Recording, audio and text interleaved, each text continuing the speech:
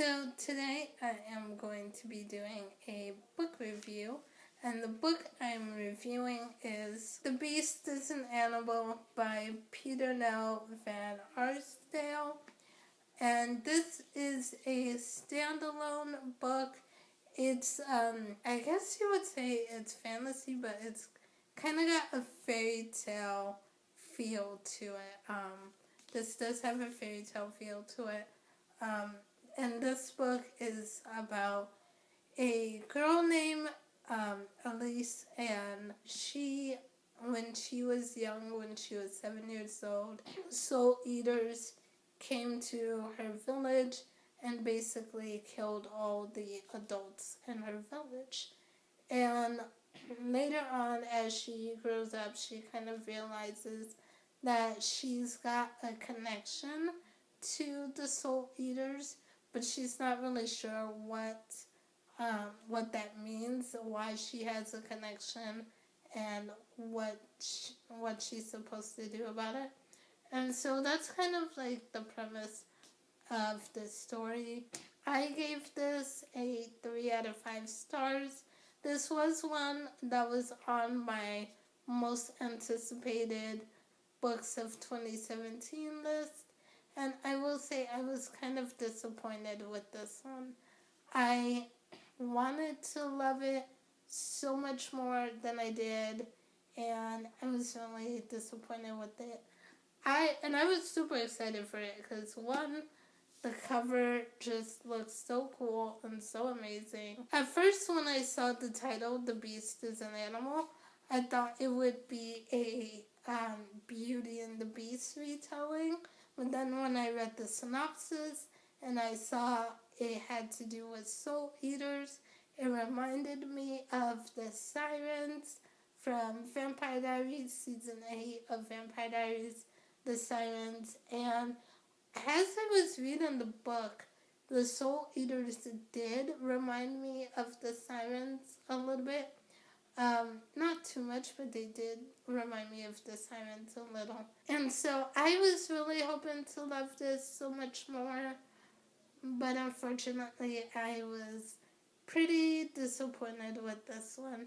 I do like, the book starts off with this really creepy kind of nursery rhyme, and it sets up kind of the tone for the book, and like I said, it gives it that fairy tale feel that this book has, which was perfect for me for March, since March was my fairy tale retelling month. So it did have that fairy tale feel to it. So I'll kind of read you the nursery rhyme because it was really creepy but really good, and that's what kind of gave me like this hope and expectation that this is going to be an awesome book. But like I said, unfortunately it kind of let down.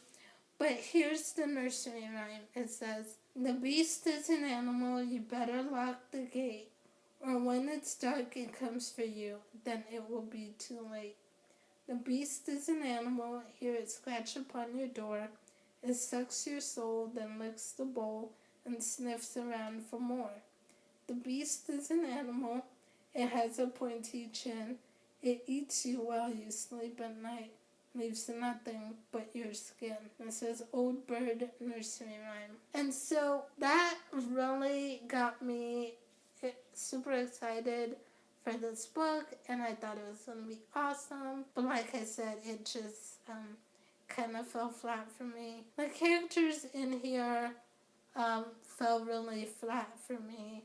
I felt like the characters were pretty flat. Didn't have much depth to them, especially the side characters. The side characters were kind of like, it could have been any character really. There's nothing that really distinguishes them or like makes them stand out. And that's probably also why I just couldn't connect with the characters. I didn't connect with any of them, not even our main character, Elise, I really didn't connect with her or care about her. It's not a good thing when you can't connect or even root for any of the characters in this book. Really, for the most of it, I was like, not connecting with you, I don't care about you, so why should I care about what's happening right now? I just don't. So yeah, that was kind of a disappointment for me. The other thing I will say in here is the Beast in here is not in here that much. I think we see the Beast maybe a handful of times in here, if that. He just wasn't in here that much, and I almost felt like, what was the purpose of the Beast being in here? Because one, the Beast wasn't scary to me. He didn't do anything frightening or terrifying. Maybe I guess you could be scared of him because of how he looks, but he didn't do anything to be scared of. I mean, the only thing he did was he talked to Alice a couple times, and he told her that she has a connection with the Soul Eaters. She's like them, but she's not like them, and Alice is trying to figure out what he means by that. And the Beast tells her she's the only one who can kind of stop them because she is like them. So she's the only one who can kind of stop them. But other than that, he's not really shown in here. And it just felt like from the title of this, and then also from the nursery rhyme that I read, you guys, I felt like he should have been a bigger part of this book and had more of a role to play. Like I said, we don't see him that much. It's a handful of times, and he doesn't do anything scary or terrifying. All he really does is tell Alice, you're the only one who can stop the Soul Eaters. Also, the plot of this is kind of more on the slower side. I was waiting for it to kind of pick up and be like, now they've got this to figure out, they need to do this, and Alice needs to do this, but I feel like for the most part the plot was kind of on the slower side, and a lot of it was just Alice growing up in this new town where the villagers were afraid of the Soul Eaters and afraid of her, afraid of the Beast and the Soul Eaters, and she kind of has the secret that she's connected to the Soul Eaters, and she has to kind of hide that, otherwise the town will turn against her as well. So it was a lot of that, and I just felt like the plot was kind of slow until kind of towards the end. So yeah, it was a little bit on the slower side.